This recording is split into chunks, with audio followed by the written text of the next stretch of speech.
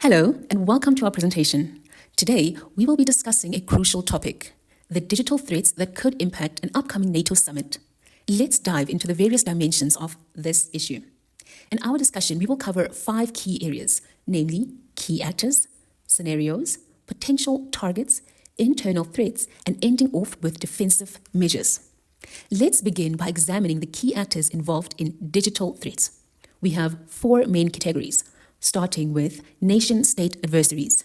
These are countries that pose significant risks to NATO's operation. Followed by non-state adversaries. These are groups or individuals acting independently, often driven by their own motivations. On the other hand are insiders. These are people within organizations who could misuse their access for harmful purposes. And lastly, we have third parties. These are external entities such as contractors and suppliers that might inadvertently contribute to vulnerabilities. First, let's talk about nation-state adversaries. They often use misinformation and fake news to manipulate public opinion and disrupt NATO's unity. These states may engage in espionage and technology theft, aiming to gain an upper hand in various sectors. Strategies like ransomware, DDoS attacks, and sabotage to undermine adversities and achieve their objectives.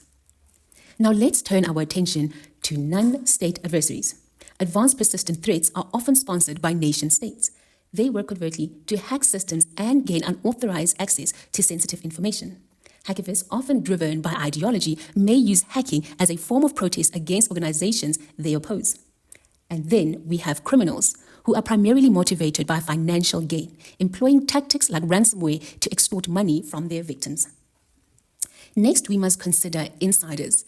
These can be particularly challenging to deal with. Compromised employees can be coerced to leak sensitive information, posing a significant risk. Furthermore, even within NATO members, there can be issues of trust. Some individuals may seek to gain intelligence or a strategic advantage over their colleagues, complicating collaboration. Let's not forget about third parties. Contractors, for instance, have large financial stakes and can be a target for ransom. Their involvement in sensitive projects makes them potential entry points for malicious actions.